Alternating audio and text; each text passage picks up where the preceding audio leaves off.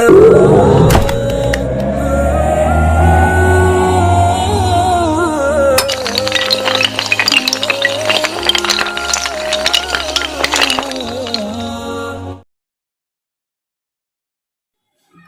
علیکم ورحمۃ اللہ وبرکاتہ۔ عزیز دوستو، ایک شخص کے انتقال کا وقت قریب آیا۔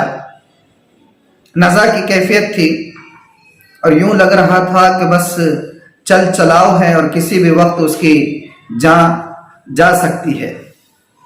گھر کے تمام ہی افراد اس کے ارد گرد بیٹھ کر رونے لگے۔ وہ ان سب کو دیکھتا رہا، تکلیف بھی ہو رہی تھی، لیکن اسی تکلیف کے عالم میں اس نے اپنے ان رشتہ داروں سے پوچھا۔ سب سے پہلے اس نے اپنی والدہ سے پوچھا کہ امی جان، آخر آپ کیوں رو رہی ہو؟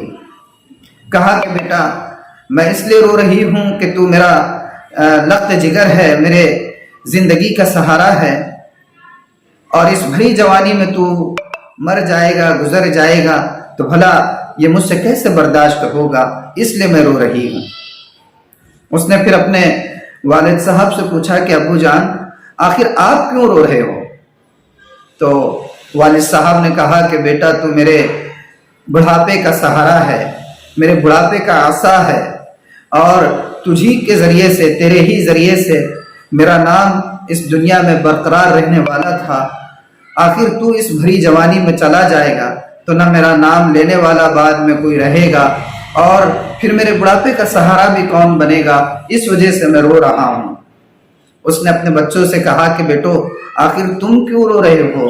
تو انہوں نے کہا کہ ابو جان، آپ ہی تو ایک ہماری زندگی کا سب سے بڑا سہارا ہو، آپ ہے تو ہم ہیں، اب آپ کے بعد ہم یتیم ہو جائیں گے، آپ کا انتقال ہو جائے گا تو ہم اپنی ضروریات کے لیے کس سے کہیں گے؟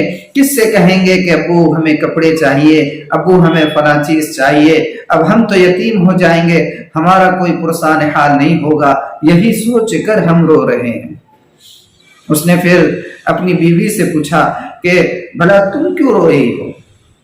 تو اس نے کہا کہ میرے سرتاج، آپ میری زندگی کا سب سے بڑا سہارا ہو، آپ ہو تو میری عزت ہے، آپ ہو تو میری زندگی ہے، آپ ہو تو میرا پریوار مستحکم ہے۔ اگر آپ کا انتقال ہو جائے گا تو بھلا میں روز شام کے وقت بن سور کر کس کا انتظار کروں گی؟ روز صبح آفس کے لیے اور کام کے لیے روانہ کرنے کے لیے کس کی تیاری کروں گی؟ اور میری زندگی کا سہارا کون ہوگا؟ آپ کے بعد تو میں بیوہ بن جاؤں گی، میرا کوئی پرسان حال نہیں ہوگا، اس لیے میں رو رہی ہوں۔ اس شخص نے اسی تکلیف کے عالم میں یہ کہا کہ ذرا مجھے بٹھا دو۔ اسی طرح اس کو بٹھایا گیا تو اس نے کہا کہ میں یہ دیکھ رہا ہوں کہ تم میں سے ہر ایک صرف اپنے اغراض کے لیے رو رہا ہے۔ کسی کو یہ فکر ہے کہ میرے بڑھاپے کے سہارے کا کیسا ہوگا، بڑھاپے میں میرا کون سہارا بنے گا، تو کسی کو یہ فکر ہے کہ میرے مرنے کے بعد اب میرا نام کس کے ذریعے سے زندہ رہے گا، تو کسی کو یہ فکر ہے کہ ہم یتیم ہو جائیں گے، ہمارا اب کیا بنے گا، ہمیں جو ہے ضروریات زندگی کے سامان کون فراہم کرے گا، ہم کس کو ابو کہیں گے۔ تو کسی کو یہ احساس ہے کہ اب میں بیوہ بن جاؤں گی، میرا کوئی پرسان حال نہیں ہوگا، میں کس کی تیاری کروں گی اور کس کے لیے بنوں گی اور سنوروں گی۔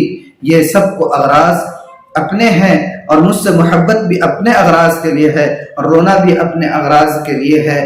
کسی ایک کو بھی اس بات کی فکر نہیں ہے کہ اب میرا کیا ہوگا، میں مر رہا ہوں، قبر میں جانا ہے، قبر میں میرا کیسا بنے گا، کیا بنے گا، اور منکر اور نکیر کے سوال جواب میں دے پاؤں گا یا نہیں دے پاؤں گا، حشر کے میدان میں میرا حساب و کتاب کیسا ہوگا، اس بات کی کسی ایک کو بھی فکر نہیں ہے۔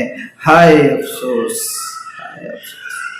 ہاں، یہ حقیقت، اس شخص کا انتقال ہو گیا، لیکن یہ حقیقت ہے کہ اس دنیا میں ساری محبتیں، سارے تعلقات، ساری رشتہ داریاں یہ اغراض پر مبنی ہے، کسی کو بھی ایک دوسرے کی آخرت کی فکر نہیں ہے۔ عقل مند کون ہے؟ میرے اور آپ کے آقا محمد الرسول اللہ सल्लल्लाहु अलैहि वआलिहि वसल्लम ने फरमाया, अल-कय्यिस मन दाना नफ्सहु व अमिल लिमा बअदल मौत, कि अक्लमंद वो है जो अपने आप का जायजा लेता रहे, इहतिसाब करता रहे और अपने मरने के बाद की जिंदगी की तैयारी करता रहे, उसके लिए अमल करता रहे, वही अक्लमंद है। अल्लाह ताला अमल की तौफीक अता फरमाए। अस्सलामु अलैकुम व रहमतुल्लाहि व बरकातुहू।